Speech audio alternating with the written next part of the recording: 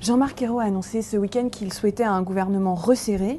Est-ce que ça veut dire qu'il serait temps pour les Verts de quitter le gouvernement? Et est-ce qu'on peut avoir dans le même gouvernement Valls, Duflot, Montebourg? Est-ce que finalement c'est pas... Vous les avez déjà, donc oui. La preuve est que vous pouvez Mais avoir... est-ce que justement, est-ce qu'il ne faut pas passer à un autre gouvernement plus resserré? Moi, la question, vous savez, c'est pas trop les personnes. Ce que je voudrais savoir, c'est quel est le projet, puisqu'on parle beaucoup de remaniement, d'un nouveau gouvernement. Mais derrière les personnes, il y a des inflexions politiques qui sont très fortes. Mais on n'en sait rien. La réalité, c'est que vous ne savez pas ce que sera Valls demain Premier ministre, ou ce que serait Martine Aubry Premier ministre, ou ce que serait Montebourg Premier ministre, ou ce que serait Duflot Premier ministre. Si Valls devient Premier ministre, ce n'est pas vrai. Vous restez dans le gouvernement? La question, c'est le projet. Moi, je suis très claire depuis le début. Oui, clairement. La question, c'est le projet. C'est quoi le projet de ce nouveau gouvernement? Comme c'est quoi le projet du gouvernement actuel? S'il y a un nouveau gouvernement, c'est pour faire quoi? Comment? Donc, à chaque fois, c'est de la négociation avec vous. C'est pas de le projet et vous acceptez ou pas de venir. La question, c'est si François Hollande décide de remanier un gouvernement, pour quelle raison est-ce qu'il le fait? C'est pas, à mon avis, simplement parce que c'est plus sympa d'avoir 16 ministres que d'en avoir 36. J'imagine c'est qu'il cherche quelque chose, une efficacité, des engagements sur tel ou tel sujet. Donc c'est bien pour ça que je parle de projet politique. Et moi, je ne fais pas de la politique politicienne, je parle de projet, d'engagement et de réformes législatives importantes. Vous vous sentez plus efficace en étant dans le gouvernement qu'en étant dans la rue?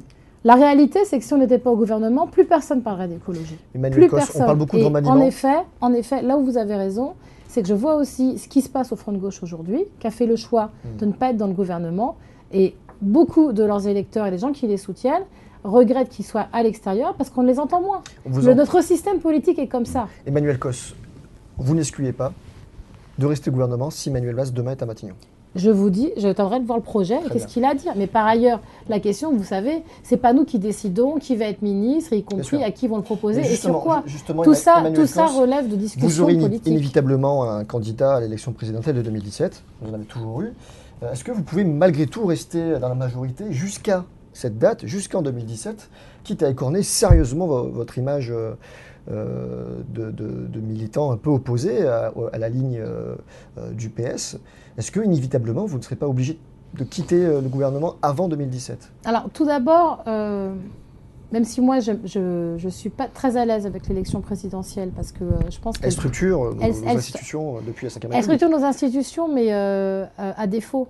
Y compris, vous avez Jean-Luc Mélenchon qui fait 11% à l'élection présidentielle et qui après disparaît quand même des institutions. Ce qui dit quand même des choses, et je ne parle même pas du score de Marine Le Pen, quoi qu'on pense de ce qu'elle défend. Et je le dis parce qu'il faudrait aussi que... je pense qu'une des grandes difficultés de notre pays, c'est qu'on n'arrive pas à avancer et à sortir de cette élection de l'élection présidentielle. Après, je vais vous dire quelque chose. Si on a un candidat à l'élection présidentielle, c'est pour parler d'écologie, d'environnement et de mettre au cœur des politiques les questions de sauvegarde de la planète et de l'environnement.